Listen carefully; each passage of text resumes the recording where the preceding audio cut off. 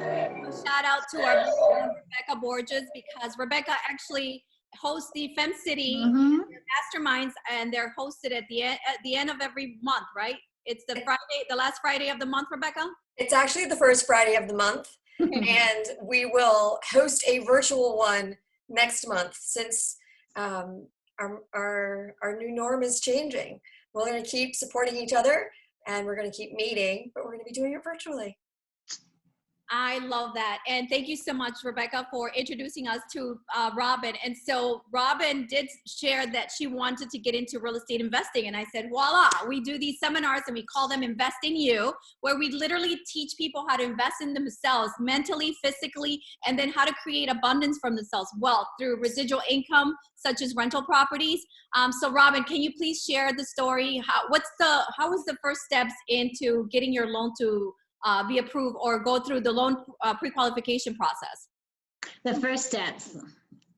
I had to open my entire life up to Tammy, mine and his, but she handled it, and she was kind of my babysitter because I hadn't done this in forever. So without her, without both of you, I don't know what I would have done. I'd have been lost, but I just made sure I got the documents that were required, signed them when they asked me to sign them. It was a longer process than I thought. You had to open up your life to Tammy. What is that? How did that feel? What does that mean? It's kind of scary because I haven't had to do that in forever. I had to trust somebody, but we're talking about Tammy, so you really have to trust your mortgage person, that's for sure. You're so sweet, Robin. Yeah, well, I mean, we try to make the process really simple, right? We try to make it easy in the beginning and kind of not do hand-holding necessarily throughout, but really be there for you throughout to preemptively help you know what's coming next and how to prepare for every step of the process. Your team is really good. Oh, I'm so glad. It's been a good experience. Yeah, we start with an online application, which most people do from their phone. I don't know, did you do yours from your phone, Robin? Mm-hmm. So yeah, online application from your phone takes about 10 to 15 minutes. Then you upload some documents. It's probably easier now than it's ever been to go through the mortgage application process. And then since you're not working with an institution directly, you're working with me. I get to actually sit there and go through everything and walk you through what else we might need and why, or ask you about your objectives for what you're trying to achieve, so that we make sure that what we're getting as the end product for you really matches what you're trying to do in the process. And in this case, it's very exciting because you were able to secure a multi-unit property where you only had to put 3.5% down, right? Yes, right. So, I mean, that's like a best case scenario. If you can buy a multi-unit property with just 3.5% down and not have to come up with this giant 20% or 25% nest egg to do it, then I think that's best case scenario. So I'm super excited for you. Yeah, we closed last Tuesday, on St. Patrick's Day, and I've got 2 signed leases as we speak. So let's go back a little bit to the opening yourself out to a lender. And I just want to go back to that because I feel like a lot of people have these goals and they look at HGTV and they say, I want to be able to afford that lifestyle. I want to be able to travel more, or I want to be able to pay off my credit cards, right? And real estate is really a debt per se, right? You're borrowing money to acquire this asset, but then it's an income generating vehicle. So it's not negative debt, or as we call it, a passive investment. It's actually considered an active investment that's generating money for you. So when Robin voiced that she wanted to get into real estate investing, I met with her and Mike, her husband, and we went through their objectives, which was really, we want to stop paying rent. And we want to be able to live in one of the units and live in the units for free. And when we looked at, can I share how much money you were paying in rent? Why don't you go ahead? Was it $3,500 or how much? I'm sorry. With the garage is $3,800.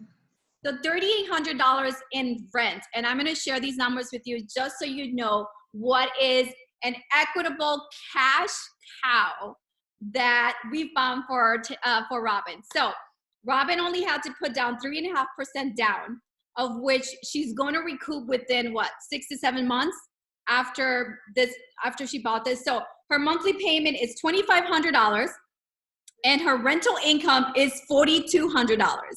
So she's going to be able to recoup her initial investment, borrow money to buy this property that is going to build equity over time, because like I said before, it was a flip and the people who bought it for $58,000. God knows how much they invested into it. They probably made about $166,000 in the flip.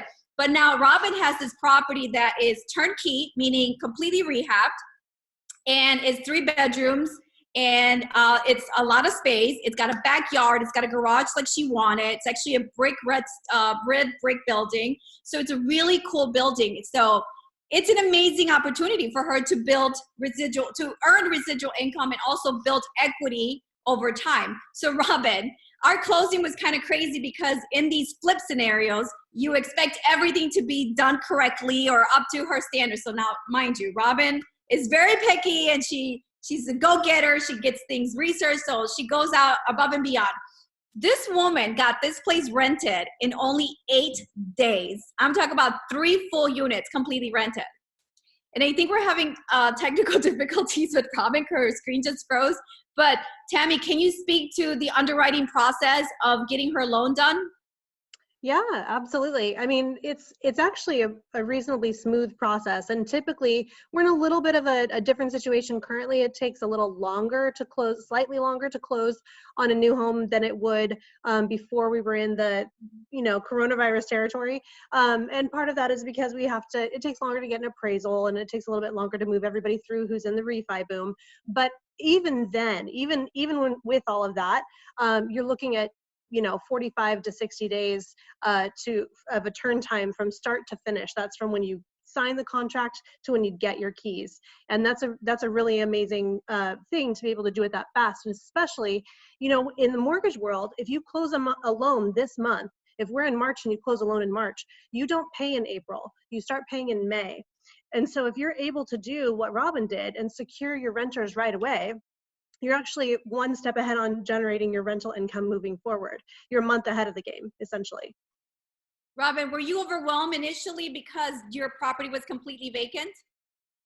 I was worried how long it would take to fill it. I thought, oh my gosh, what are we going to do if it takes 45 days before I even get anyone interested? And then they want to sign their leases for a month out, and then we're carrying the cost. And I think we had a dozen people, maybe 15 groups come through. And so what we did strategically, I sent an email to the realtor and asked them for permission to borrow the pictures that they had used. And what I always recommend is that you save the pictures that are currently being used, because these are professional photos. They're a wide angle lens, and then copy the remarks. We kind of tweaked it a little bit. I put my own little jazz into it, because you want to always market the property the way we're marketing to sell. So then she went ahead and ran ads. Where did you run your ads? Facebook Marketplace. I started doing Zillow, but I had to prove my deed, and we didn't close till the next day. So they wouldn't allow me to post there more than 30 seconds. And I said to her, you have to go on Facebook Marketplace. It is the best platform, was it not? Yeah, it was wonderful. I had so many responses. And then just one learning curve of what we did, that she did actually. So we hosted a open house for her tenants. So I know that typically you decide, well, we're going to show the property, we're going to schedule appointments, we're going to tell people they're there. What was your number one mistake? You mean the fact I didn't set a time for everybody? Yeah, so we literally had to be there from 12 to 3. And I was like, no, because then everybody's going to come in towards the end and we're sitting here. Well, she was baking cookies because she's like the best realtor in training. But always schedule your appointments and let people know what time they're going to be there, specifically to manage your time and also to confirm that people are coming in. Always confirm that the day of, because there's a thing with tenants where they're looking for a lot of things, and sometimes they're like, well, it's not a priority. But if you solidify a date and a time and you take their names, it's a little bit more formal. And of course, she's managing this property as if she's managing for someone else, correct? Yes, Go ahead. I'm pretending I'm just the manager, and I have an owner that I have to account to, and yeah, I'm the manager. Sometimes it feels like you're working for Bossy Carlisle. Like, did you do this? Did you change? But she's a go-getter, and I'm so proud of you. I Thank know you. you're very successful, and this is going to be the first of many. Yes, yes. Tammy, We're working on number 2 already, right? that's right. And Robin, can you share maybe just your biggest fear through this process and how you overcame it? My biggest fear, gosh, Not filling the place up with tenants and you know and getting and not getting tenants in time and carrying this asset on your own. that was humongous. That was a humongous fear. Yeah, that my fiance said he'll be happy when we get the leases signed. That's when he would be happy. Not when we signed for the mortgage, but when we got the leases signed. And that was kind of how it was for me. But when we started getting them signed. And then just finally, your experience with Section 8. Now you're getting you have 2 market tenants, and then you may in the future consider Section 8. How are you navigating through this? There's a lot of paperwork with Section 8 to do. I'm finding they're very particular, so I'm trying to make sure and read every little paragraph, and I want to make sure if or when we do proceed with Section 8 that we are by the book and we do it right, because then we have affordable, beautiful housing for people that need a little help. Yes, and I love that you're doing that, because Section 8 really it's a direct deposit into your bank account. There is the rules of engagement, as with everything, right? We have a tenant handbook that I would be more than happy to share with you. And literally the tenant handbook says, thank you for choosing my property versus any other property. And this goes for a Section 8 tenant to a market tenant. It really outlines the rules of engagement. You're operating off your hours. So hours of operation, right? So 9 to 5, Monday to Friday, Saturday and Sunday by appointment or emergency only. If you need to contract someone, it's going to be within 48 hours or whenever that person is available. So you have to stipulate these things up front so that everybody's on the same page about how you're going to run the business, because technically now you're the CEO of this address. Now, Robin, as you build your portfolio, it's going to be a little bit easier, but this is how you start. Yes. And I also want to add to that, you know, Robin is like, this is her wheelhouse. Robin, you are a genius at this stuff. And you're really hands-on from the beginning because you're good at it. However, not everybody has to be that hands-on in order to take advantage of this kind of situation. And people are able to hire, like you guys are doing property management. You have property management that people could hire out. Here in Chicago and all over the country, same situation. It costs about 10% of your rents to be able to have a company handle this for you. So if you're listening to Robin and you're like, that sounds overwhelming, that's because Robin can handle it. That's her jam. If it's not yours, you can still be in a situation where you're capitalizing on being able to make this kind of income. Again, this is residual income that's happening instantly, day one, right out the gate. So again, congratulations, Robin. Thank so you. super happy for you that you got this and got this done right now. It's amazing. It's going to be a story to tell too in the future. I love it. Thank you. Because she did it in a timely manner. She did it during this whole coronavirus shutdown. We were afraid that, you know, no one was going to show up or that we weren't going to be able to get people to move in. But seriously, going back to what you said, Tammy, about property management, when you get an asset or you get an investment that's this lucrative, if you're making $1,700 a month, then you can definitely afford to hire a property manager and not have to deal with all the you know, and remember, the property manager is just a liaison between you and the tenant. I like to empower my buyers so they can do it themselves. Once you get to 10 to 20 units, that's when we start getting into property management. I mean, I'm a realtor. I love to manage your property. That's what I do for a living. But I like to empower you because my goal is to help you, again, build wealth for your children's children. And sometimes you have to put in that sweat equity or that sweat time into the process. So at least you become acquainted with property management and you know how to hire and fire someone because you know what is expected of the job. So Robin, thank you so much for being bold and sharing your story with us. I know, actually, Robin is pretty shy, you guys. So thank you so much. I heart you. You're my favorite. Thank you for doing this for me and Tammy.